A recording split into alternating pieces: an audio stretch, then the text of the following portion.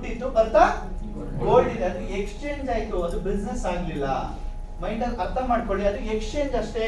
ನಾನು ದುಡ್ಡು ಕೊಟ್ಟೆ ಅವ್ರು ಗೋಲ್ಡ್ ಕೊಟ್ರು, ಅಲ್ಲಿ ಯಾರಿಗಾರು ಕ್ಯಾಶ್ ಬ್ಯಾಕ್ ಕೊಡ್ಬೇಕಾ, ಅಲ್ಲಿ ಯಾರಿಗಾರು ನೀವು ಪುನಃ ಏನಾದ್ರು ಅಲ್ಲಿ ಬಿಸ್ನೆಸ್ ಮಾಡ್ಬೇಕಾ, ಏನಾದ್ರು ನಥಿಂಗ್, ಏನೂ ಇಲ್ಲ. ಇಲ್ಲೂ ಅಷ್ಟೇ, ನೀವು ಮಾರ್ಕೆಟ್ಗೆ ಹೋಗ್ತೀರಾ, ಇದು ಶಾಪಿಂಗ್ ಮಾಡ್ತೀರಾ, ಜಯನಗರ ಹೋಗ್ತೀರಾ, ಮಲ್ಲೇಶ್ವರಂ ಹೋಗ್ತೀರಾ, ಚಿಕ್ಕಪೇಟೆ ಹೋಗ್ತೀರಾ, ಎಲ್ಲಾ ಕಡೆ ಹೋಗ್ತೀರಾ, ನೀವೇನ್ ಮಾಡ್ತೀರಾ, ದುಡ್ಡು ಕೊಡ್ತೀರಾ, 3,000 ರೂಪಾಯಿ ಸ್ಯಾರಿ ತಗೋತೀರಾ, 5,000 ತಗೋತೀರಾ, ಇಲ್ಲ 10,000 ರೂಪಾಯಿ ಬಟ್ಟೆ ತಗೊಂಡ್ಬರ್ತೀರಾ ಅಲ್ವಾ? ನಿಮ್ಗೆ ಅವ್ರ ಪ್ರಾಫಿಟ್ ಇಟ್ಕೊಂಡು ಎಷ್ಟು ಅಂತ ಕೊಡ್ತಾರೆ, ಕರೆಕ್ಟಾ? ನೀವು ಹೋಗ್ತೀರಾ, ದುಡ್ಡು ಕೊಡ್ತೀರಾ, ಪ್ರಾಡಕ್ಟ್ ತಗೊಂಡು ಮನೆಗೆ ಬರ್ತೀರಾ, ಕರೆಕ್ಟಾ? ಅಲ್ಲಿಗೆ ನಿಮ್ದು ವ್ಯವಹಾರ ಮುಗೀತು. ಅಲ್ಲಿ ಯಾವ್ದಾದ್ರು ಬಿಸ್ನೆಸ್ ಮಾಡ್ತೀರಾ ನೆಕ್ಸ್ಟ್?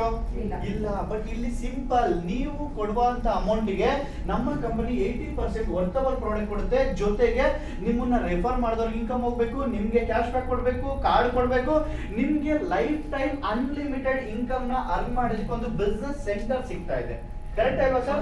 ಅದರಿಂದ ನಾನು ಒಂದು 20-25% ಎಕ್ಸ್ಟ್ರಾ ನಾನು ಪೇ ಮಾಡ್ತಾ ಇದ್ದೀನಿ ಸರ್. ಸರ್ ಇವತ್ತು ನಾನು ಪೇ ಮಾಡಿದೆ ಸರ್ 15,501 ರೂಪಾಯಿಗೆ ನಾನೊಂದು ಶಾಪಿಂಗ್ ಮಾಡಿದೆ. ನನಗೊಂದು ರೈಮಂಡ್ ಶೂಟ್ ಲೆಂತ್ ಮತ್ತೆ ಆರ್ಟ್ ಸಿಲ್ಕ್ ಕಾಂಚೀಪುರಂ ಸ್ಯಾರಿ ಕೊಟ್ಟಿದ್ದಾರೆ. ಇವತ್ತು ಮನೇಲಿದೆ, ಯಾವ ಕಲರ್ ಇದೆ ಅಂತ ನೋಡಿಲ್ಲ ಸರ್, ಬಟ್ ಆದ್ರೆ 11.5 ಲಕ್ಷ ಇನ್ಕಮ್ ಆಗಿದೆ ಸರ್.